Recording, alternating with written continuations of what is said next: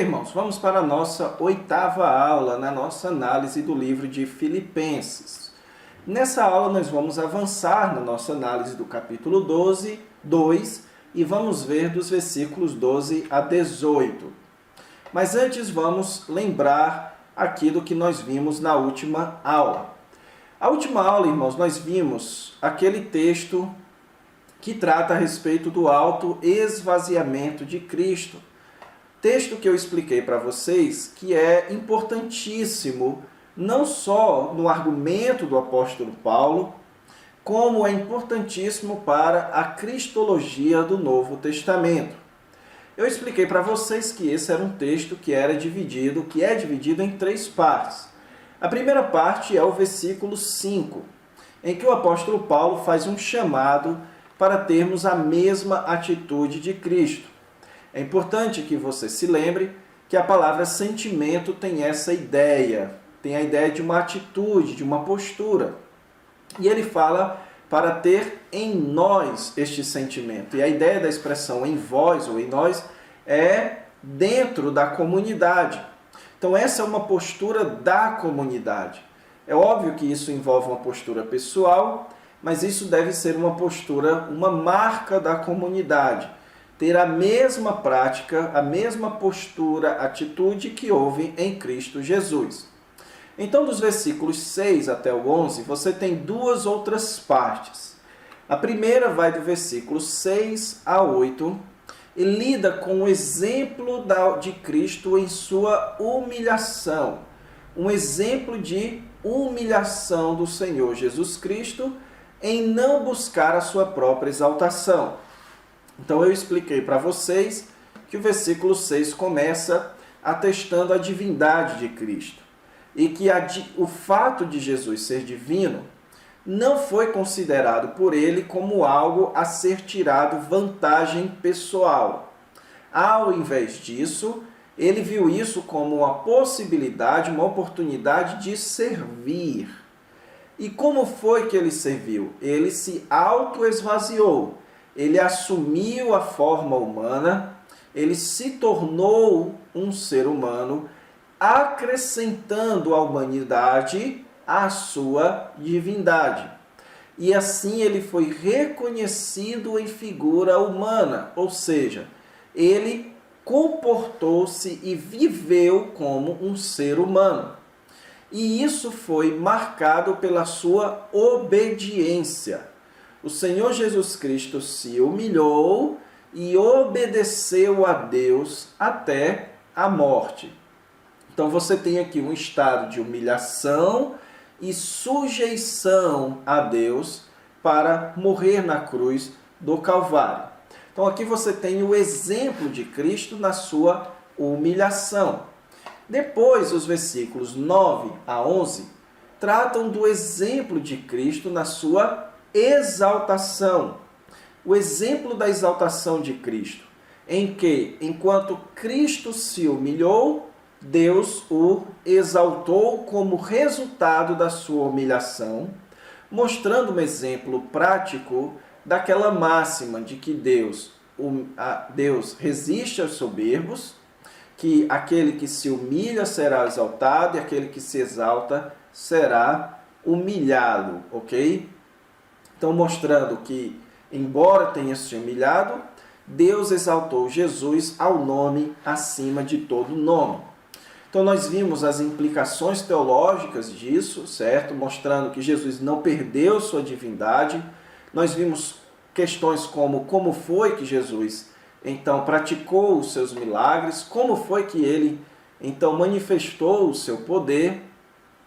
Mas a nossa maior ênfase é no argumento de Paulo, o argumento de que Jesus não colocou o seu interesse acima da necessidade dos outros, ok? Então esse foi o grande argumento do apóstolo Paulo até aqui, usando o exemplo do Senhor Jesus Cristo como base para a manutenção da unidade dentro da igreja. Agora, irmãos, o texto que nós vamos estudar, ele vai aplicar isso. Ele vai pegar o exemplo de Cristo, ele vai pegar tudo aquilo que tem sido dito e vai aplicar na prática e vai exortar, fazer algumas aplicações para a igreja de Filipos, ok? Então vamos mais uma vez analisar aqui o nosso esboço e depois então analisar este texto. Vamos lá. Ok, irmãos, então veja aí o nosso esboço, certo? Vamos passar rapidamente por ele, porque esse esboço tem se mantido assim, não tem tido tanta variação nas últimas aulas. Então nós estamos no capítulo 2, onde a ênfase é sobre alguns grandes exemplos para a vida cristã, especialmente na questão da unidade dentro da igreja. Então o apóstolo Paulo, em primeiro lugar, vai usar aqui no capítulo 2 o exemplo de Cristo, dos versículos do capítulo 1, versículo 27 até o 2:18, e depois vai usar os exemplos de Timóteo e Epafrodito, dos versículos 19 a 30. As nossas aulas têm se mantido aqui no ponto A, onde nós já vimos o apóstolo Paulo estabelecendo a necessidade da união para o combate e para vivenciar o evangelho de Cristo, certo? Até o versículo 4 do capítulo 2. Então, o apóstolo Paulo apresenta o exemplo que é Jesus, e agora ele vai aplicar do versículo 12 ao 18. E então, depois, ele vai para o exemplo de Timóteo e Epafrodito, onde ele vai recomendar estes irmãos e falar do exemplo que eles dão para o povo de Filipos. Então, vamos lá. Esse texto, irmãos, do capítulo 2, versículos de 12 a 18, ele pode ser dividido em 3 partes. A primeira parte, no versículo 12 e 13, o apóstolo Paulo ele vai aplicar diretamente o que é marcado aqui pela conjunção pois. Então ele vai diretamente aplicar o que ele acabou de dizer, certo? Ele vai aplicar o exemplo do Senhor Jesus Cristo na vida do povo de Filipos. Depois, então, no versículo 14 até 16, o apóstolo Paulo vai desenvolver a sua aplicação. Ele vai, então, agora aplicar em um caso específico, ok? Que é o caso das murmurações e contendas. E aqui ele vai utilizar bastante o exemplo do povo de Israel. Vocês vão perceber isso. E a terceira e última parte, versículos 17 e 18, o apóstolo Paulo aqui parece então encerrar toda a sua linha de raciocínio que ele começou lá no versículo 12, ok? Então, lá no versículo 12, até aqui, o apóstolo Paulo discutiu as suas circunstâncias e depois, então, as circunstâncias do povo de Filipos, da igreja de Filipos. Aqui ele vai amarrar tudo, aqui ele vai dar, então, uma conclusão a toda essa discussão. Como ele deve encarar as suas circunstâncias adversas, e como o povo da igreja de Filipos também deve encarar as suas circunstâncias adversas, ok? Então, em primeiro lugar, vamos aqui ver os versículos 12 e 13. Como eu enfatizei, a conjunção aqui, pois, ela significa, e ela é uma conjunção forte na língua grega, ela significa que o apóstolo Paulo está diretamente aplicando o que acabou de ser dito. Então, o que ele diz? Assim, pois, amados meus, como sempre obedecestes, não só na minha presença, porém muito mais agora na minha ausência, desenvolvei a vossa salvação. Então, note como é que o apóstolo Paulo aplica o exemplo de Cristo. Ele aplica que cumprir o exemplo de Cristo é uma forma de desenvolvimento da salvação. E você, para entender o que o apóstolo Paulo quer dizer com desenvolver a salvação, você precisa ver isso à luz da palavrinha ou do verbo aqui, obedecer. Então ele reflete no exemplo de Cristo como um caso de obediência. Cristo não pensou nos seus próprios interesses, mas na necessidade dos demais, por obediência a Deus. Então foi esse estado de sujeição, de humilhação de Cristo, obedecendo a Deus, que o levou a isso. Então o apóstolo Paulo está aqui querendo chamar o povo de Filipos para a obediência. Como sempre obedecestes, não só na minha presença, porém muito mais agora na minha ausência, desenvolvei a vossa salvação. Ou seja, façam isso por causa da obediência. Então mantenham essa postura que Cristo manteve por causa da obediência de vocês. E aqui, irmãos, há um certo debate se o apóstolo Paulo está falando de obediência a Paulo ou obediência a Deus, certo? Então, Frank Thielman, do comentário da NVI, que é o que eu tenho mais utilizado, junto com o comentário de F.F. Bruce, o Frank Thielman, ele afirma que aqui Paulo está falando da obediência a ele. Amados, como sempre vocês obedeceram a mim, e isso faz mais sentido por causa da continuação da sua presença quanto da sua ausência. Isso pode parecer estranho, irmãos, mas você não deve achar isso estranho, Paulo querendo obediência a ele, visto que o apóstolo Paulo sempre fez questão de dizer que ele segue o Evangelho. Então, lá em 1 Timóteo, por exemplo, o apóstolo Paulo mostra que obedecer a ele é a mesma coisa de obedecer ao Evangelho. Ele é um portador do Evangelho. Então, obedecê-lo é a mesma coisa que obedecer ao Evangelho.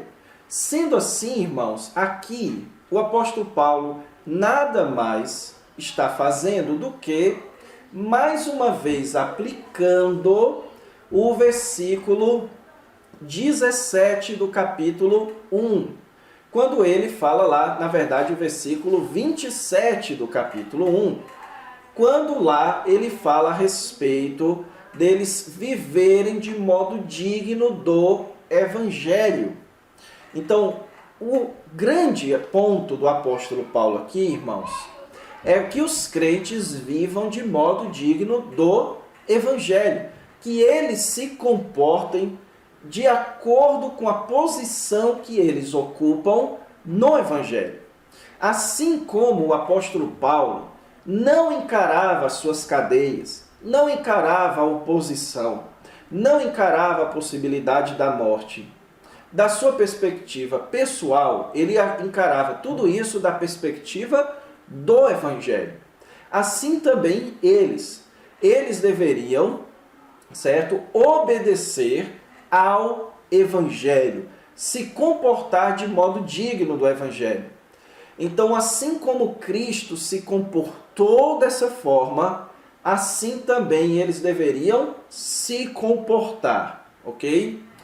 Então, irmãos, o apóstolo Paulo coloca isso, como eu disse a vocês, como significando desenvolver a vossa salvação. E a palavrinha aqui, traduzida por desenvolver, irmãos, a vossa salvação, na verdade, a expressão, ela não tem a ideia, certo, de que nós aqui realizamos a nossa salvação. Desenvolver a salvação, a ideia é de expressar, de demonstrar, ou mesmo de aprimorar a nossa salvação.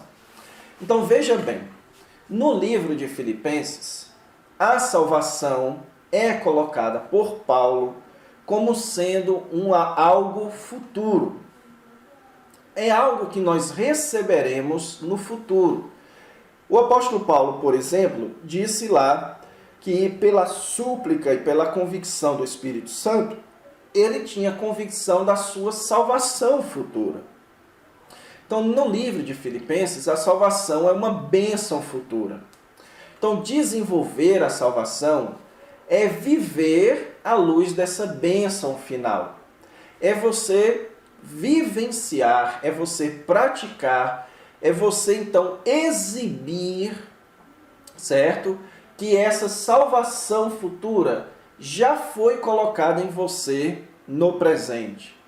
Então, é essa a ideia. É algo que é no futuro, mas que é desenvolvido no presente, ok?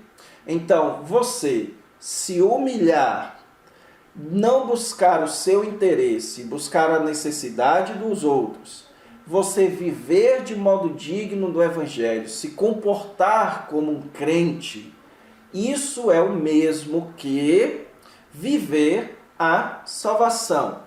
Praticar ou confirmar que a salvação futura já veio para o presente. E isso deve ser feito com temor e tremor. Em outras palavras, com seriedade. Ok, irmãos?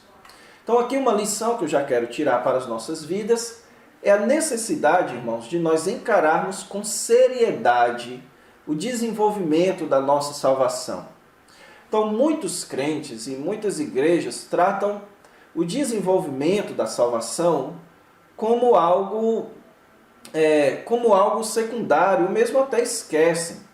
Então, existe um risco na teologia calvinista, que é a teologia que nós seguimos, entendemos que é a mais bíblica, que é a do comodismo. Visto que eu já tenho a salvação e visto que eu não perco a salvação, então não preciso desenvolver a salvação. Muito embora este não seja um pensamento consciente, mas ele pode ser inconsciente e vivenciado na prática. A ideia de que uma vez que eu já estou salvo, salvo para sempre, então não é preciso fazer muito. Aqui o apóstolo Paulo nos contraria, ok? Contraria esse tipo de percepção. Ele diz que a salvação é algo futuro, mas que ela precisa ser desenvolvida no presente, ela precisa ser praticada. É como se a pessoa tivesse que se tornar cada vez mais salvo. É quase essa ideia, irmãos, ok? Então é como se nós tivéssemos que manter ainda a salvação como um alvo, ok? Então, muito embora a gente saiba que Deus já efetuou em nós, nós precisamos manter ainda a salvação como um alvo. E isso deve ser levado a sério. Nós ainda queremos ser salvos. A salvação ainda não chegou, nós ainda queremos alcançá-la. Esse é um pensamento constante na teologia paulina, que ele vai manifestar também no capítulo 3, quando ele diz: não julgo havê-lo alcançado, uma coisa faço, prossigo para o alvo, para o prêmio da soberana vocação em Cristo Jesus. Então é essa a ideia. A ideia de você continuar firme na sua busca pela salvação futura. E como é que você faz isso? Como é que você pratica isso? É você humilhando-se como Cristo se humilhou. Então a essência da vida cristã é você pensar mais na necessidade dos outros do que nos seus próprios interesses. E isso, em outras palavras, se chama amor. Esta é a essência da vida cristã. Este é o alicerce de toda a unidade eclesiástica. É quando nós amamos, colocamos a necessidade do outro acima do nosso próprio interesse. O versículo 13, irmãos, ele é bem interessante, porque enquanto o versículo 12, ele nos deixa, nós calvinistas, assim meio estranhos, como é que é esse negócio de desenvolver a salvação, de querer ainda a salvação, buscar a salvação. O versículo 13 já nos deixa mais em paz, porque o versículo 13, ele agora mostra o lado divino desse desenvolvimento. Ele diz que Deus é quem efetua em vós tanto o querer como o realizar, segundo a sua boa vontade. Segundo a sua boa vontade, irmãos, é uma expressão paralela à graça de Deus. Então, Efésios capítulo 1 mostra isso, que é a graça benevolente, o beneplácito da sua vontade, ok? Então, aqui é o seu desejo soberano. Então, a soberania de Deus é que está por trás desse desenvolvimento. Mas isso, ao invés de nos colocar em uma posição passiva e acomodada, isso nos leva a uma posição ativa. Então aqui, irmãos, é como um teatro. O ator, ele está trabalhando lá, mas existe todo um bastidor por trás, sem o qual o autor não faria, ou o ator não faria nada. Então existe um autor que escreveu a peça, que dirige, que comanda os movimentos. Assim também é Deus por trás. Então desenvolvam a salvação de vocês. Mas lembre-se que isso é um ato da soberania de Deus. Então é Deus quem efetua a salvação em nós, certo? Deus é quem efetua este querer ser salvo em nós, e Deus é quem efetua a realização da salvação. A salvação é de Deus desde o começo até o final. Mas isso não é motivo para descaso, é motivo para ânimo, para trabalho. Aqui, irmãos, a ilustração que eu gosto de usar é a de um filme, uma animação da Disney, da Pixar, chamada Toy Story. Nessa animação você tem ali bonecos, brinquedos, e a grande tônica de todos os filmes dessa animação do Toy Story é de brinquedos que amam pertencer ao seu dono. Então eles têm orgulho de pertencer ao seu dono, mas eles não gostam simplesmente de pertencer. Eles querem ser usados por este dono. Então, essa é a ideia que eu penso que o apóstolo Paulo está passando aqui. Nós não apenas devemos querer ser salvos ou pertencer a Deus. Nós também precisamos querer ser usado por Deus. Então, quando nós desenvolvemos a nossa salvação, nós temos a certeza que Deus está trabalhando em nós.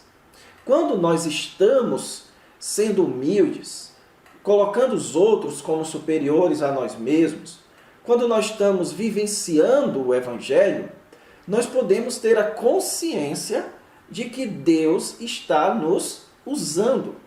Então isso é interessante, irmãos. Isso é animador. Então, Deus quer trabalhar em nós. E Deus trabalha em nós. E como é que nós podemos ter a certeza de que Deus está trabalhando em nós?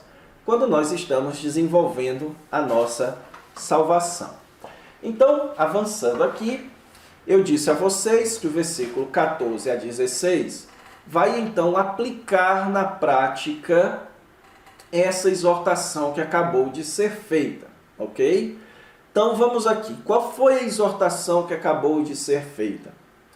Que eles deveriam desenvolver a salvação. Mas o que é desenvolver a salvação? É obedecer ao Evangelho. É levar uma vida em que o seu interesse não está acima da necessidade do outro.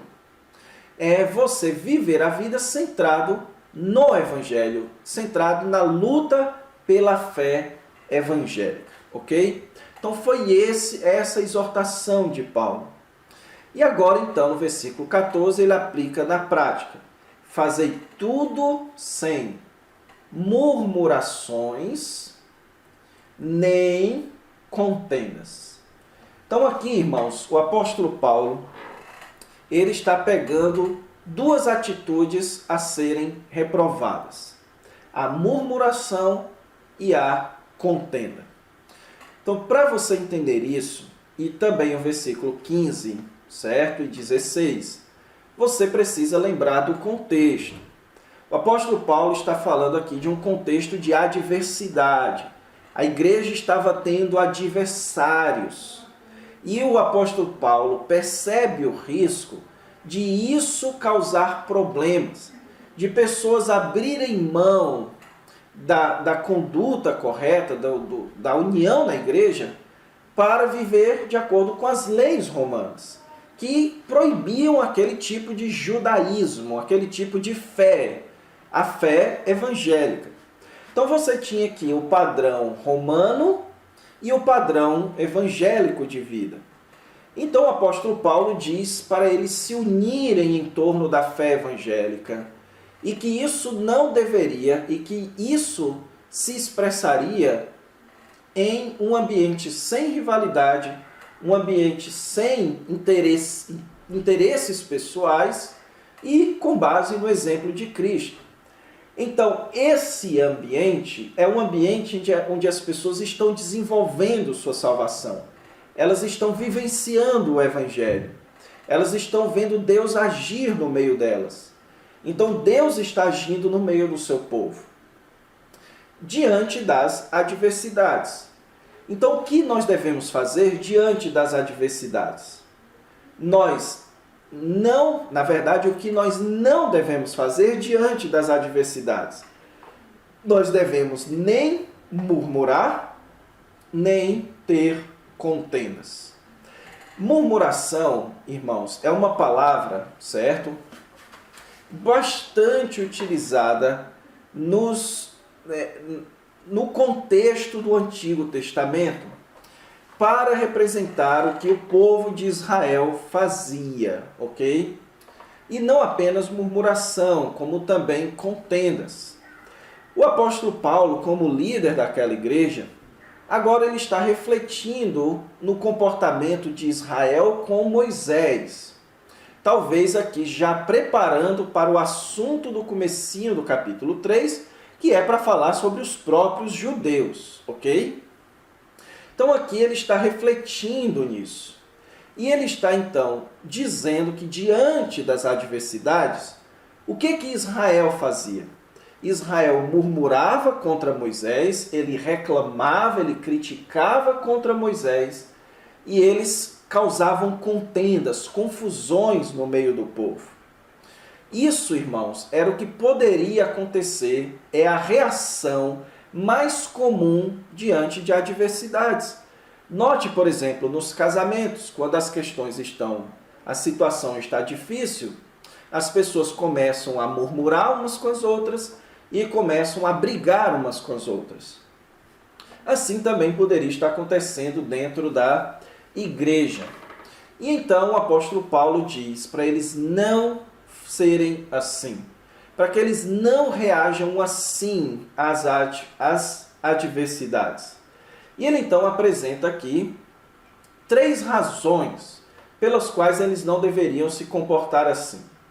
A primeira é para que eles se tornassem irrepreensíveis e sinceros, filhos de Deus inculpáveis no meio de uma geração pervertida e corrupta, na qual resplandeceis como luzeiros do mundo. Irmãos, este versículo aqui, ele é praticamente todo retirado de citações do Antigo Testamento. Então, por exemplo, essa frase, filhos de Deus inculpáveis no meio de uma geração pervertida e corrupta, é retirada do discurso de Moisés no final do livro de Deuteronômio.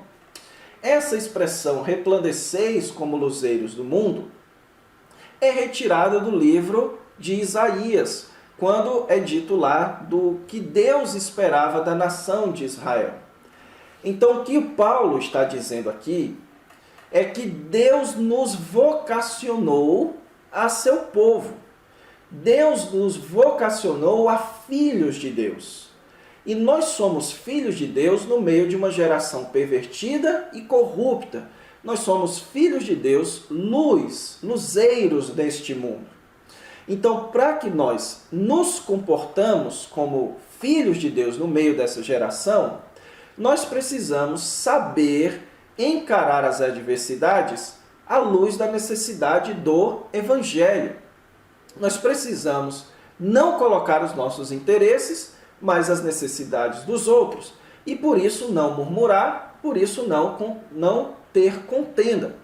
Se for assim o nosso ambiente, a nossa postura, nós seremos os filhos de Deus, o povo de Deus, irrepreensível e sincero. Então o argumento de Paulo aqui é: não murmurem, não façam contendas, para que vocês vivam a vocação de vocês, para que vocês pratiquem bem aquilo para o qual vocês foram chamados a ser. Então, irmãos, uma igreja que briga, que tem contendas no meio dela, isso sempre atrapalha a função da igreja. Nós já comentamos aqui há 2 aulas passadas, se eu não me engano, que uma igreja desunida ou igrejas desunidas prejudicam a luta pela fé evangélica. É isso que Paulo está dizendo. Se nós somos luzeiros, se nós somos filhos de Deus, nós precisamos agir como tais e não praticarmos aquilo que prejudica esse tipo de tarefa que nos foi dada, de vocação que nos foi dada. Segunda razão que o apóstolo Paulo dá no versículo 16, preservando a palavra da vida, para que no dia de Cristo eu me glorie de que não corri em vão, nem me esforcei inutilmente. Então a segunda razão aqui, irmãos, é essa associação com Paulo, para que Paulo não se entristeça, certo? Por ter corrido em vão.